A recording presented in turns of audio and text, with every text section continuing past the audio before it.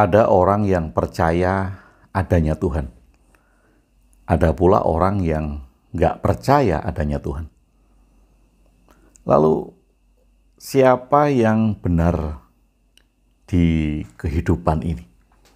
Mereka yang percaya adanya Tuhan, atau mereka yang nggak percaya adanya Tuhan?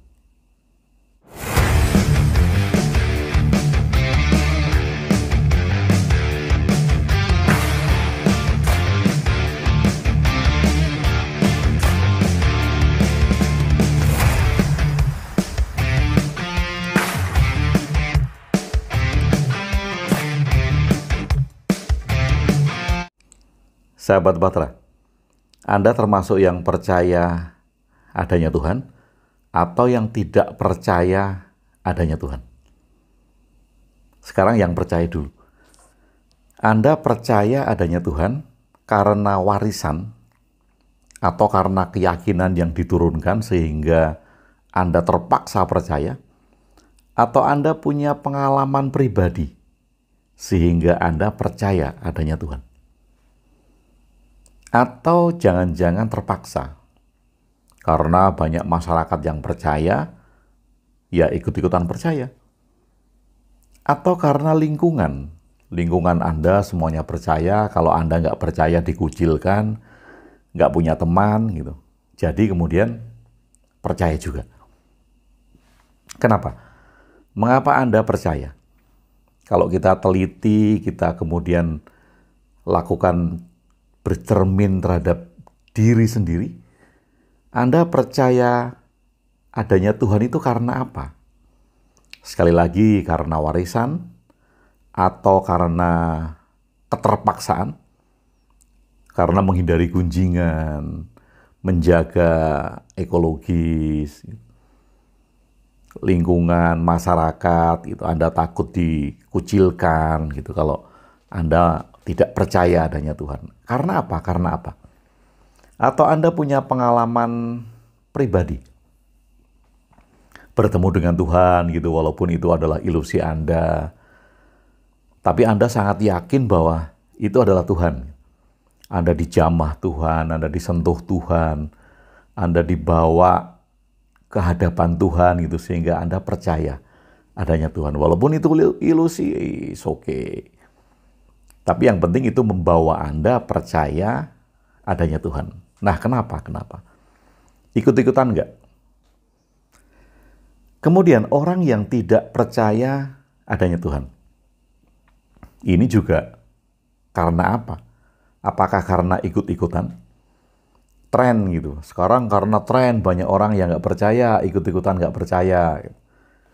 Kemudian banyak membaca artikel-artikel atau video-video neuroscience yang menyatakan bahwa semuanya adalah kerja dari otak manusia, hormon manusia gitu.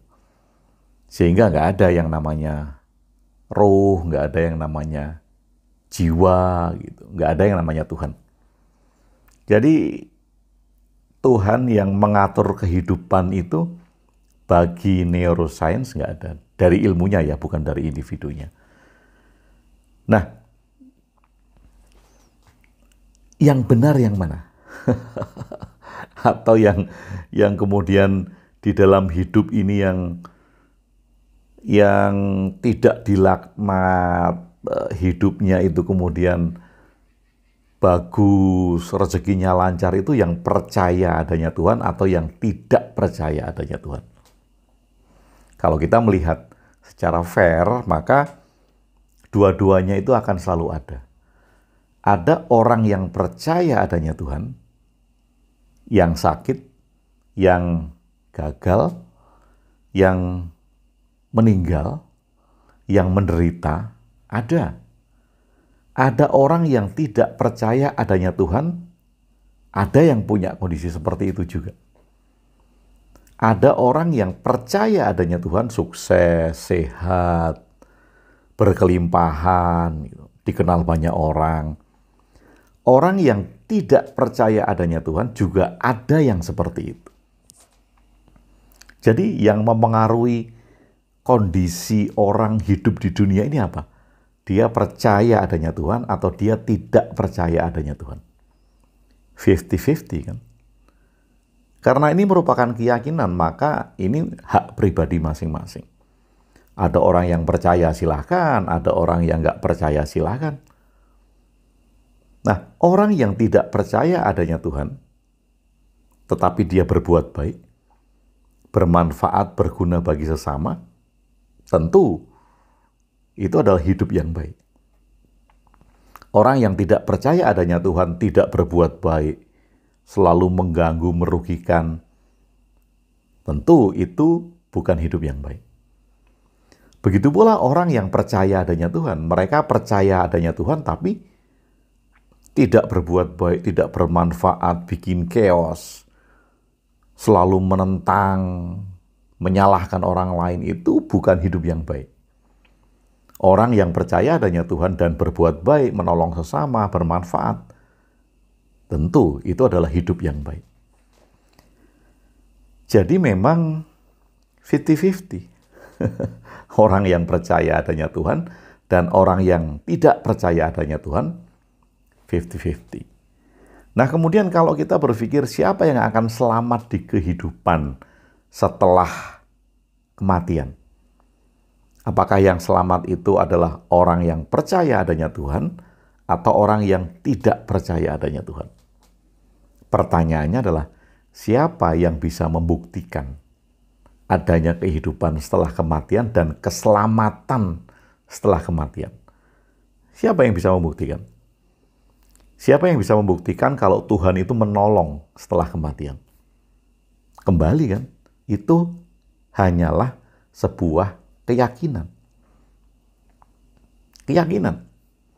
Orang meyakini bahwa kehidupan setelah kematian ada, Tuhan menyelamatkannya, Tuhan membantunya, itu kan keyakinan. Nah, orang yang tidak percaya adanya Tuhan, dia tidak perlu yakin itu, hidupnya enjoy-enjoy aja, sama aja. Jadi yang bisa dibuktikan itu adalah hidup di sini, saat ini, sekarang. Ini yang bisa dibuktikan.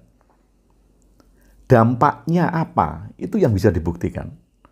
Anda percaya adanya Tuhan, dampaknya apa dalam kehidupan? Itu yang bisa dibuktikan.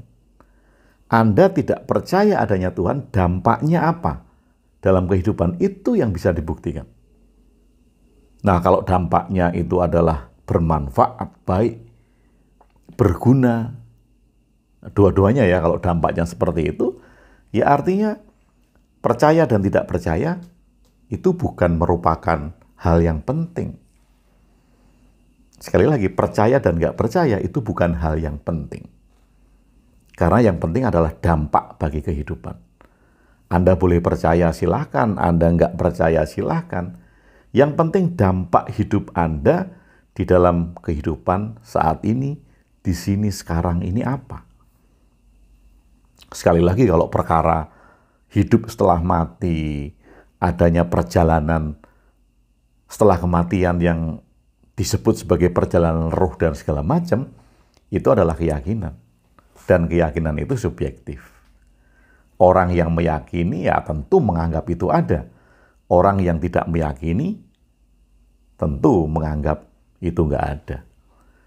Nah, bagi Anda yang mendengar video ini, Anda percaya adanya Tuhan karena apa? Bagi Anda yang tidak percaya adanya Tuhan, nggak saya tanya. Anda nggak percaya kok mau saya tanya. Anda cukup komen ngumpul di sini yo. Nanti saya bikinkan konten lagi tentang ketidakpercayaan terhadap Tuhan ini. Tapi Anda ngumpul dulu, jadi saya supaya tahu teman-teman yang tidak percaya adanya Tuhan itu seberapa banyak. Atau kalau Anda ingin lebih asik lagi, ngobrol lebih rame lagi, ya masuk ke grup Telegram, link deskripsi ada di video ini. Di bawah video ini, di deskripsi. Nah, kita asik bicara dengan orang dengan berbagai macam keyakinan. Ada yang percaya Tuhan, ada yang nggak percaya Tuhan, ada yang setengah-setengah, ada yang masih mempertimbangkan, ada yang ekologis gitu, ada yang pura-pura, ada yang munafik, macam-macam. Karena ada yang sebetulnya pada dasarnya dia nggak percaya adanya Tuhan. Tetapi karena keluarga, karena masyarakat, dia terpaksa menjadi munafik. Menutupi dirinya sendiri. Atau berdrama, bersandiwara dalam hidupnya. Seolah-olah dia percaya adanya Tuhan. Oke, sahabat semuanya. Ngumpul di sini ya, bila Anda tidak percaya adanya Tuhan, saya tunggu komen Anda. Saya ingin tahu seberapa banyak orang yang melihat video ini dan ternyata tidak percaya adanya Tuhan.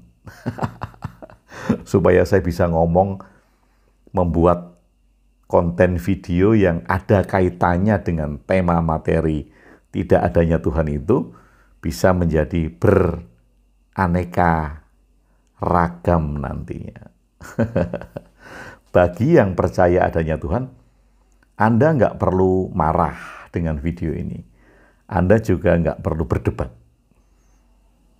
Kalau Anda mengemukakan argumen di komen bahwa Tuhan itu ada ayatnya, ada landasan-landasannya, ya silahkan aja. Tapi bagi saya untuk apa? Mengapa Anda ingin meyakinkan saya misalnya bahwa Tuhan itu ada? Mengapa Anda ngotot ingin meyakinkan bahwa argumen Anda itu benar? Sedangkan saya nggak pernah meyakinkan siapapun atas sebuah pendapat. Mau dengar boleh, mau nggak boleh. Mau lihat video boleh, mau nggak boleh. Yang jelas asik mana? Kalau kita bandingkan asik mana hidup ini? Asik yang percaya Tuhan atau asik yang tidak percaya Tuhan? Asik mana? Dalam menikmati hidup. Asik yang mana? Asik yang percaya adanya Tuhan atau asik yang tidak percaya adanya Tuhan? Oke, yuk komen ya. Ngumpul di sini, ngumpul di sini. Konten ini isinya cuman sampai di sini aja. Saya cuma ingin bertanya. Bila Anda tidak percaya adanya Tuhan, ngumpul di sini. Bila Anda percaya adanya Tuhan, nggak perlu berdebat. Silahkan, itu keyakinan Anda. Terima kasih sudah bersama saya, Kung WB, di Jonggring Saloko.